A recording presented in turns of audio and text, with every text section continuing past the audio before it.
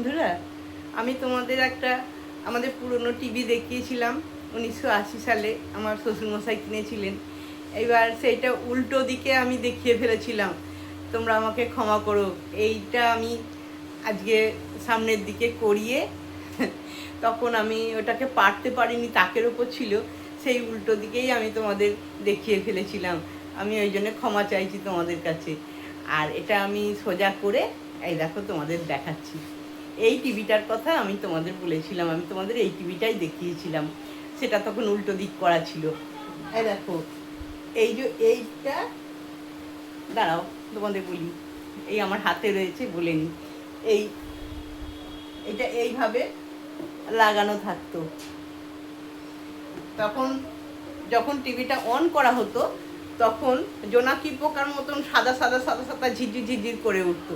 আর দূরদর্শন কেন্দ্রের ওই লোগোটা প্রথম উঠতো, তারপর অশোক স্তম্ভর ছবিটা উঠতো, দিয়ে দূরদর্শনের ওইটা, তারপরে আমাদের জাতীয় পতাকার ছবিটা দিত।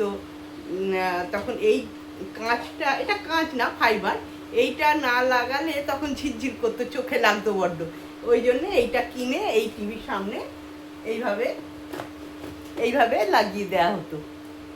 এটাকে আমি উঠিয়েই কথা বলছি, কারণ ক্লিপগুলো ভেঙে গেছে, তো এটা আমি উঠিয়ে দিলাম।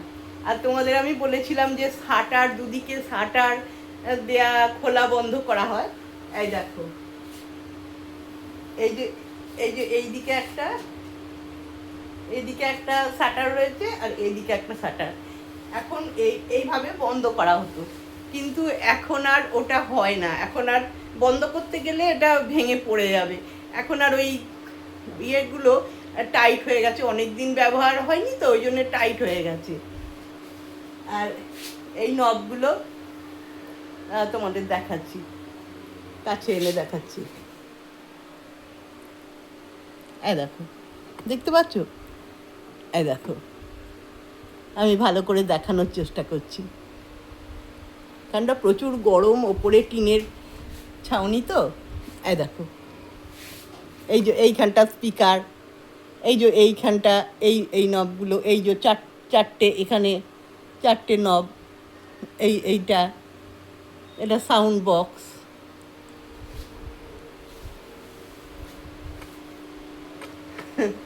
দেখতে পেলে? আমি তোমাদের এইটা দেখানোর জন্যেই আমি ভিডিওটা আজ করেছি, যে আমি ওটা উল্টো দিকে দেখিয়ে ফেলেছিলাম টিভিটা, আমার নিজেরই খুব খারাপ লেগেছে।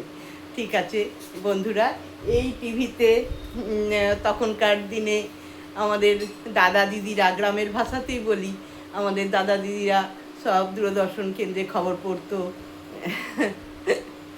দেবরাজ রায় দাদা, তারপরে ছন্দা সেন দিদি, তারপরে চৈতালি দি, তারপর শাশ্বতী দি, এনারা সব খবর পড়তেন। তারপরে কত সব বাংলা সিনেমা হতো, কত সুন্দর সব ছবি বিশ্বাসী সিনেমা হতো, সব কত পুরনো পুরনো সব সিনেমা হতো, আমরা সব বসে দেখতাম। রবিবার দিন, তারপর শনিবার দিন, একদিন বাংলা একদিন হিন্দি, সবাই মিলে বসে দেখতাম। তখন এই টিভির কত কদর।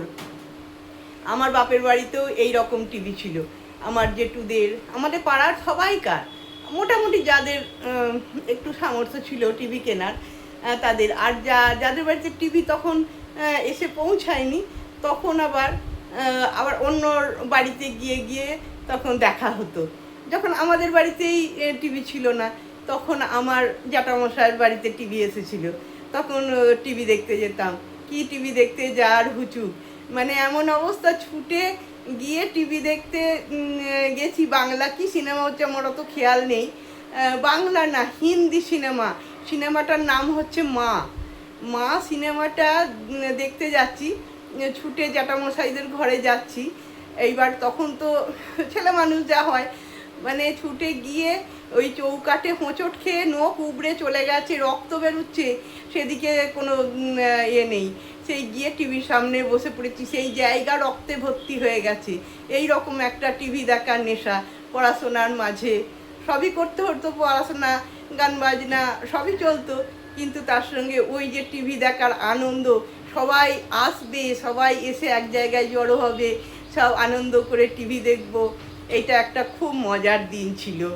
এখন কেবল লাইন হয়েছে, অনেক উন্নত হয়েছে।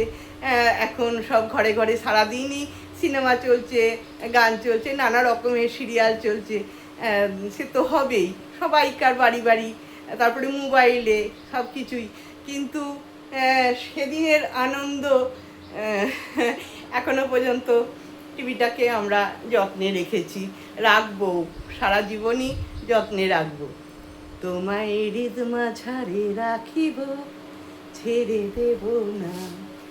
তোমায় হৃদ মাঝারে রাখিব, ছেড়ে দেব না। ছেড়ে দিলে সোনার গৌর আর তো পাবো না। খেপা ছেড়ে দিলে সোনার গৌর আর তো পাবো না।